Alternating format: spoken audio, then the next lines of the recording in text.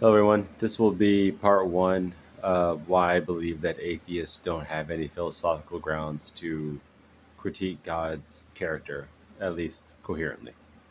Imagine a society of sentient ant-like beings on a distant world in a galaxy beyond our reach.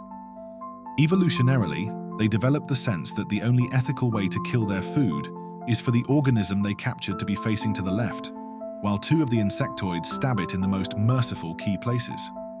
Imagine another society of these creatures of a slightly different variation, who believe the exact same places should be stabbed. However, the organism must be placed to the right instead of the left. These two cultures of insectoids have debates on the moral ethical practices of the best way to prepare their food, shaped by the moral intuitions they developed over millions of years.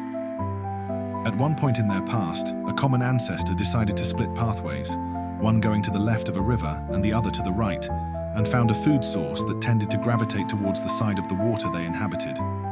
As a result, brain mechanisms developed that compelled these organisms to stay towards their particular bend of the river, along with a sense of danger for departing too far to the opposite direction. Eventually, as structures of planning and future reasoning developed, dads that decided to venture too far off from their particular side of the river were considered immoral for not providing a stable future for their children by staying close to the guaranteed food source. Consider now serial killers such as Albert Fish, who would kill children and eat their body parts.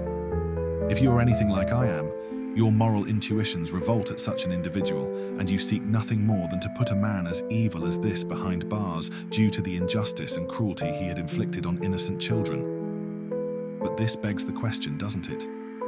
Is our moral aversion to such acts based on biologically ingrained adaptations alone? My intuition tells me that such acts are unspeakable and objectively evil, that some things must never be done, where there are no justifications for such a behavior. But is this simply because somewhere in my evolutionary past, it was ingrained that children equal survival, which causes my sense to flare up? What if, however, a different set of events directed the course of humanity's evolutionary history, and we all involved the instincts of Albert Fish? Would it still be wrong?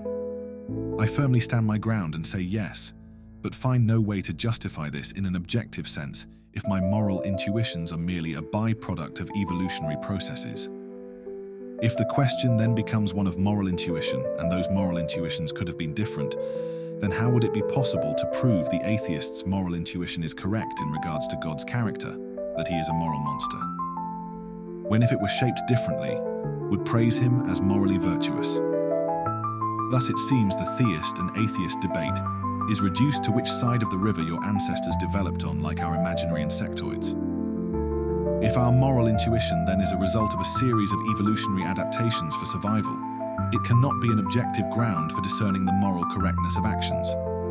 Now, the point isn't to say there could not be an objective morality, but rather that our subjective intuitions are not a viable grounds to judge moral actions, as they were designed for survival and not detecting right or wrong. Thus, without God, our sense of morality is a mere subjective illusion, and thus all atheist critiques of his character are meaningless.